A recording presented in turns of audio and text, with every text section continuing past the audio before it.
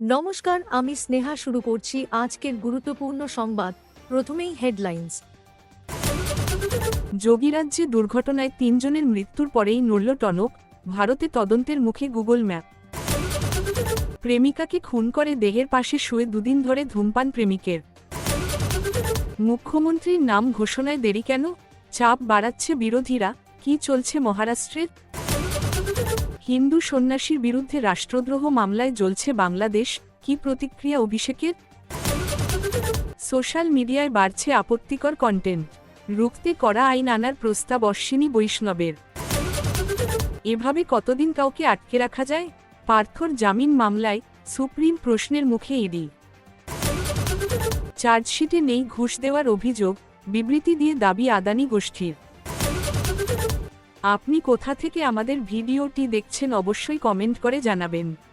প্রতিদিন সঠিক খবর শোনার জন্য বাংলা নিউজ টাইম চ্যানেলটি সাবস্ক্রাইব করুন। আসছি বিস্তারিত খবরে। তদন্তের মুখে গুগল ম্যাপ। উত্তরপ্রদেশের বরেলিতে গুগল ম্যাপের ভরসায় গাড়ি চালিয়ে নির্মীয়মান সেতু থেকে নদীগর্ভে পড়ে যায় একটি গাড়ি। এই ঘটনায় চালক সহ ৩ জনের মৃত্যু হয়েছিল। এর জেরেই গুগল ম্যাপের নির্ভরযোগ্যতা নিয়ে প্রশ্ন উঠেছে। এই অবস্থায় গুগল ম্যাপের কার্যকারিতা এবং কার্যপ্রক্রিয়া নিয়ে তদন্ত হচ্ছে। চলতি বছর বন্যার সময় বরেলির ওই সেতুর সামনের অংশ ভেঙে গিয়েছিল। এরপর ফের সেতুর নির্মাণ শুরু হয়েছিল, যদিও তা সম্পূর্ণ হয়নি। জিপিএসে এই বিষয়টি আপডেট ছিল না। এছাড়াও সেতুতে সতর্কতামূলক কোনো বোর্ডও লাগানো ছিল না বলে জানা গিয়েছে। এর ফলেই চালক সম্পূর্ণ বিভ্রান্ত হন। পুলিশ সূত্রে জানা গিয়েছে, বরেলি থেকে বদায়ু জেলার ডাটাগঞ্জে যাচ্ছিল ওই গাড়িটি। পথে পড়ে অভিশপ্ত সেতু।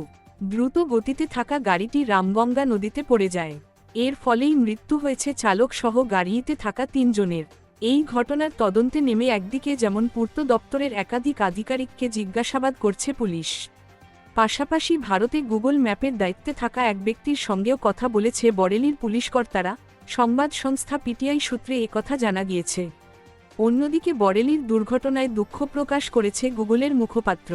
এএফপিকে তিনি জানান, মৃতদের পরিবারের প্রতি গভীর সমবেদনা জানাচ্ছি আমরা। প্রশাসনের কাজে সহযোগিতা করছি, তদন্তে সাহায্য করা হচ্ছে। উল্লেখ্য, এর আগে কেরলে 2 চিকিৎসকের মৃত্যু হয়েছিল গুগল ম্যাপ দেখে গাড়ি চালাতে গিয়ে। ওই ঘটনাতেও নদীগর্ভে গাড়িটি পড়ে গিয়েছিল। বেঙ্গালুরুতে খুন অসমের ব্লগার তরুণী। অভিযুক্ত প্রেমিক। সোশ্যাল মিডিয়ায় আলাপ হয়েছিল তাদের। অভিযোগ, বেঙ্গালুরুর একটি সার্ভিস অ্যাপার্টমেন্টের ভাড়া করা ঘরে তিনি খুন করেন প্রেমিকাকে। সূত্রের দাবি, পুলিশের অনুমান, মৃতার সঙ্গে প্রায় 2 দিন একই ঘরে ছিলেন অভিযুক্ত, যার মধ্যে অধিকাংশ সময়ই তিনি কাটিয়েছিলেন সিগারেট খেয়ে। এখনও পর্যন্ত তদন্ত যতটা এগিয়েছে তাতে জানা যাচ্ছে, আরব হ্যানয় নামের ওই তরুণের সঙ্গে শনিবার সার্ভিস অ্যাপার্টমেন্টের ভাড়া করা ঘরে ঢোকেন ব্লগার তরুণী মায়া গগৈ। সিসিটিভি ফুটেজ দেখা গিয়েছে, তারা দিব্যি হাসিমুখেই সেখানে ঢুকছেন। মৃতার বোন জানিয়েছেন, দিদি শুক্রবার ফোন করে জানিয়েছিলেন তিনি অফিস পার্টিতে রয়েছেন, তাই বাড়িতে ফিরতে পারবেন না। শনিবারও ফোন করে একই কথা জানান মায়া। সূত্রানুসারে পুলিশের অনুমান, শনিবার থেকে আরবের সঙ্গে থাকলেও সেদিন মধ্যরাতে তাকে খুন করেন অভিযুক্ত। তদন্তে নেমে শিউরে উঠছে পুলিশ। সূত্রের দাবি, একটি দড়ি ও ছুরি নিয়ে সার্ভিস অ্যাপার্টমেন্টে ঢোকেন অভিযুক্ত। মনে করা হচ্ছে, খুন করার পর তার পরিকল্পনা ছিল দেহটি টুকরো করে কেটে লোপাট করে দেওয়ার। আর সেই মতলবেই নিহত প্রেমিকার পাশে শুয়ে বসে লাগাতার ধূমপান করতে থাকেন তিনি। কিন্তু শেষ পর্যন্ত পরিকল্পনা বাতিল করে বেরিয়ে পড়েন ক্যাব বুক করে। আর তারপর সুইচ অফ করে দেন মোবাইল। পুলিশ এখনও তার খোঁজ পায়নি, তবে তল্লাশি চলছে তাকে ধরতে। পুলিশের তরফে এখনও সরকারিভাবে এই ঘটনা নিয়ে কিছু জানানো হয়নি। ভোটের ফলপ্রকাশের পর 4 দিন কাটতে চলেছে, কিন্তু মহারাষ্ট্রের পরবর্তী মুখ্যমন্ত্রীর নাম এখনও চূড়ান্ত হয়নি। রাজনৈতিক ঘটনাপ্রবাহ অবশ্য থেমে নেই। সেই সব ঘটনা বিশ্লেষণ করে নানাজন নানারকম দাবি করছেন। যদিও বিজেপি এই বিষয়ে মুখে কুলু পেটেছে, বরং ধীরে চলো নীতি নেওয়ারই ইঙ্গিত দিয়েছে তারা। তাই নিয়েও এবার কটাক্ষ আসছে বিরোধী শিবির থেকে। শিবসেনার উদ্ধব শিবিরের প্রশ্ন, মুখ্যমন্ত্রীর নাম ঘোষণায় এত দেরি কেন? সোমবারই বিহার মডেলের প্রসঙ্গ টেনে শিন্দে সেনার মুখপাত্র নরেশ মাসকে বলেন, বিহারে যেমন বিজেপি আসন সংখ্যার দিকে না তাকিয়ে নীতিশ কুমারকে মুখ্যমন্ত্রী করেছিল, তেমনি এখানের শিন্দের মুখ্যমন্ত্রী হওয়া উচিত। শিবসেনা স্পষ্ট করে দিয়েছে একনাথ শিন্দে কোনোভাবেই উপমুখ্যমন্ত্রী পদে সন্তুষ্ট থাকবেন না।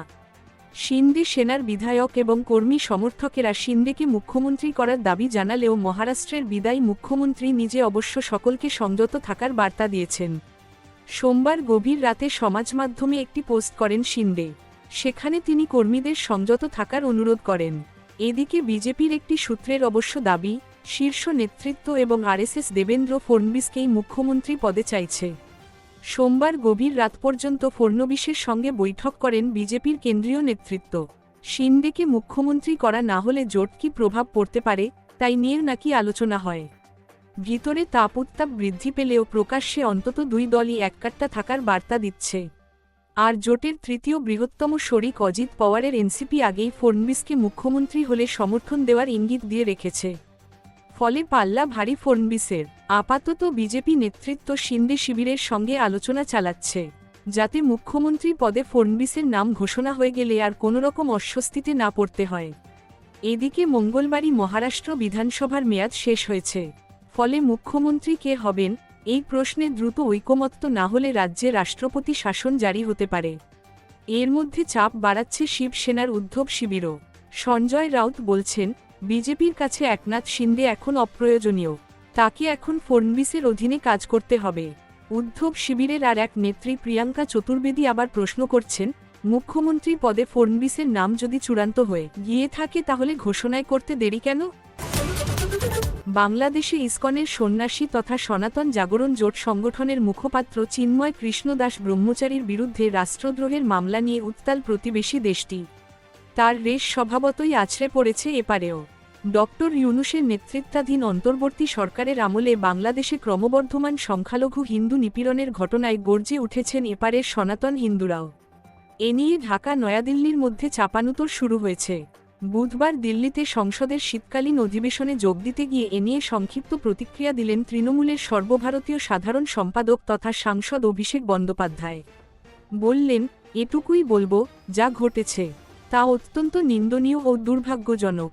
চিন্ময় প্রভুর গ্রেপ্তারি ও রাষ্ট্রদ্রোহ মামলা, তার প্রতিবাদে পথে নামায় হিন্দুদের উপর অত্যাচারের অভিযোগ এবং সেখান থেকে এক আইনজীবীর মৃত্যু ঘিরে দিন দুই ধরে কার্যত অগ্নিগর্ভ বাংলাদেশ।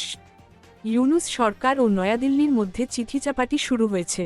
হাসিনা পরবর্তী প্রতিবেশী দেশের সংখ্যালঘু সম্প্রদায়ের নিরাপত্তার যে এতখানি বেয়াব্রু দশা হবে তা বোঝা যায়নি।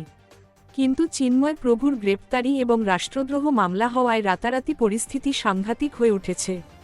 এ নিয়ে সরব সব মহল। বাংলার বিজেপি নেতৃত্ব বুধবার বাংলাদেশ হাই কমিশনের অফিস ঘেরাওয়ের কর্মসূচি নিয়েছে। এই পরিস্থিতিতে শাসক দল তৃণমূল বরাবরই সচেতন ও সাবধানী প্রতিক্রিয়া দিয়ে এসেছে। বিষয়টি আন্তর্জাতিক হওয়ায় তৃণমূলের স্পষ্ট অবস্থান, কেন্দ্র সরকার প্রয়োজনীয় ও যথোপযুক্ত মনে করলে যে পদক্ষেপ নেবে তাকে দলগতভাবে সমর্থন জানাবে। বুধবার দিল্লি গিয়ে অভিষেক বন্দ্যোপাধ্যায় তা জানালেন। সেই সঙ্গে তার নিজের সংক্ষিপ্ত প্রতিক্রিয়া, আমরা এ বিষয়ে বারবারই অবস্থান স্পষ্ট করেছি, আন্তর্জাতিক ক্ষেত্রে কেন্দ্র সরকার যে অবস্থান নেবে দলগতভাবে তার পাশে থাকব। তবে আমি এটুকু বলতে পারি, যা ঘটেছে অত্যন্ত নিন্দনীয় ও দুর্ভাগ্যজনক। সোশ্যাল মিডিয়ায় আপত্তিকর কন্টেন্ট ছড়ানো রুখতে করা আইন আনার দাবি তুললেন তথ্য ও সম্প্রচার মন্ত্রী অশ্বিনী বৈষ্ণব। বুধবার লোকসভার শীতকালীন অধিবেশনে এই দাবি জানিয়ে অশ্বিনীর প্রস্তাব, বিরোধীরাও এই বিষয়ে আলোচনায় যোগ দিন। তার মন্তব্যকে সমর্থন করেন ছোট পর্দার রাম অরুণ গভীর। তিনি মিরাট লোকসভার সাংসদ। এদিন অশ্বিনীকে বলতে শোনা যায়, আমাদের দেশের সংস্কৃতি ও যে সব দেশ থেকে এই সোশ্যাল মিডিয়া প্ল্যাটফর্ম এসেছে তার মধ্যে বিস্তর ফারাক রয়েছে। আমাদের আশা, বিরোধীরাও বোর্ডে যোগ দেবেন এবং আমরা এটা নিয়ে আলোচনা করব। আমি চাই সংসদের স্ট্যান্ডিং কমিটিতে বিষয়টি আলোচিত হোক এবং এই সংক্রান্ত করা আইন আনা হোক। তার এই প্রস্তাবকে সমর্থন করেন অরুণ গভীর। বিজেপি সাংসদ বলেন, সোশ্যাল মিডিয়ায় এমন অনেক কন্টেন্ট দেখা যায় যা ভারতীয় সংস্কৃতির সঙ্গে একেবারেই মানানসই নয়। বিভিন্ন মঞ্চে ছড়িয়ে থাকা এই ধরনের কন্টেন্টের বিষয়ে নজরদারি চালানো দরকার। উল্লেখ্য, এই মাসের শুরুতে তাকে বলতে শোনা গিয়েছিল, নিউজ মিডিয়ার সামনে কড়া চ্যালেঞ্জ ছুড়ে দিচ্ছে ভুয়ো খবর, অ্যালগোরিদমের পক্ষপাতিত্ব, কৃত্রিম বুদ্ধিমত্তা ইত্যাদিকে কাজে লাগিয়ে কিভাবে ফেক নিউজ ছড়ানো হচ্ছে সেই প্রসঙ্গে সরব হন কেন্দ্রীয় মন্ত্রী। তিনি হুঁশিয়ারি দেন, বিচ্ছিন্নতাবাদী ন্যারেটিভ যেভাবে ছড়ানো হচ্ছে তা আশঙ্কাজনক।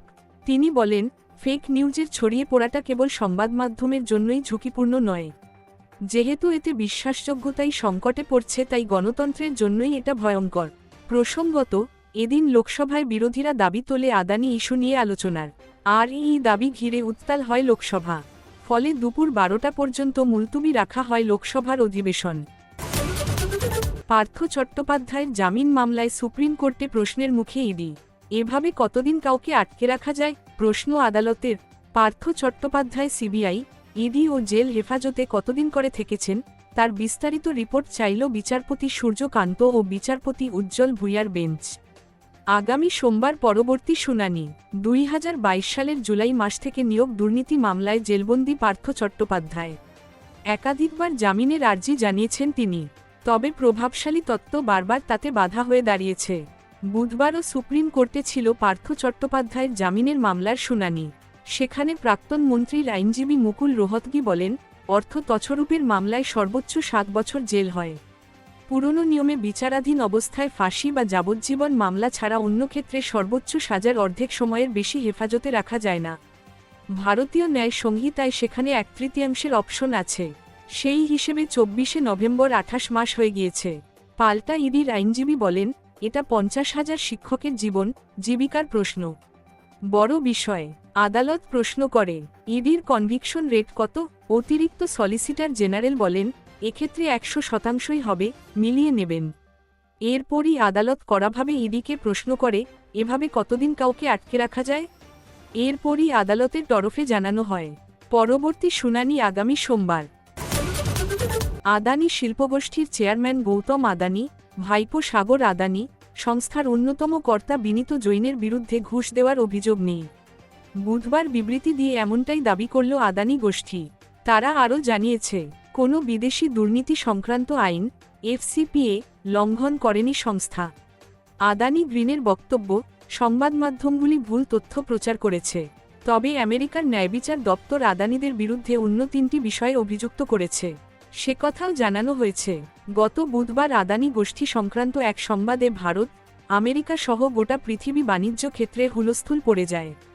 গৌতম, তার ভাইপো সাগর এবং তাদের সহযোগীদের বিরুদ্ধে অভিযোগ আনে আমেরিকার শেয়ার বাজার নিয়ন্ত্রক সংস্থা সিকিউরিটিজ অ্যান্ড এক্সচেঞ্জ কমিশন এবং ন্যায়বিচার দপ্তর। ওই অভিযোগে বলা হয়, প্রায় 2,237 কোটি টাকা ঘুষ দিয়ে ভারতের বিভিন্ন রাজ্যে বাজারের থেকে বেশি দামে সৌরবিদ্যুৎ বিক্রির বরাত আদায় করেছিল আদানিরা। ওই প্রকল্প থেকে 20 বছর ধরে প্রায় 16,900 কোটি টাকা মুনাফা করার পরিকল্পনা ছিল শিল্পগোষ্ঠীর।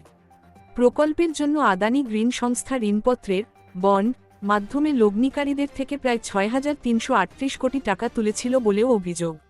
এর মধ্যে আমেরিকার লগ্নিকারীদের থেকে 17 কোটি 50 লাখ ডলার তোলা হয়েছিল বলেও দাবি করা হয়।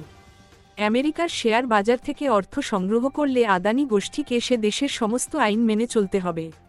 সেই কারণেই আমেরিকার শেয়ার বাজার নিয়ন্ত্রক সংস্থা সিকিউরিটিজ অ্যান্ড এক্সচেঞ্জ কমিশন এবং ন্যায়বিচার দপ্তর ব্যবস্থা নেয় আদানি গোষ্ঠীর বিরুদ্ধে।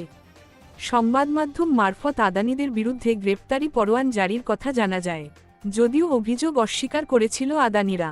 বুধবারের বিবৃতিতে আদানি গোষ্ঠী জানিয়ে দিল, তাদের বিরুদ্ধে ঘুষ দেওয়ার অভিযোগ ওঠেনি। মার্কিন নিয়ামক সংস্থার দাবি করেছিল, ঘুষ নিয়ে আলোচনা হয়, এই বিষয়ে প্রতিশ্রুতি দেওয়া হয়েছিল। চার্জশিটে কোথাও ঘুষ দেওয়ার উল্লেখ নেই। বিদেশি এবং ভারতীয় সংবাদমাধ্যমগুলিতে বিপজ্জনক ভুল তথ্য পরিবেশন করা হয়েছে। তবে শেয়ার বাজারের নিরাপত্তা ভঙ্গের ষড়যন্ত্র সংক্রান্ত অভিযোগ আনা হয়েছে শিল্পগোষ্ঠীর বিরুদ্ধে, সে কথা স্বীকার করেছে আদানি গ্রিন। আজকের মতো খবর এখানেই শেষ হলো।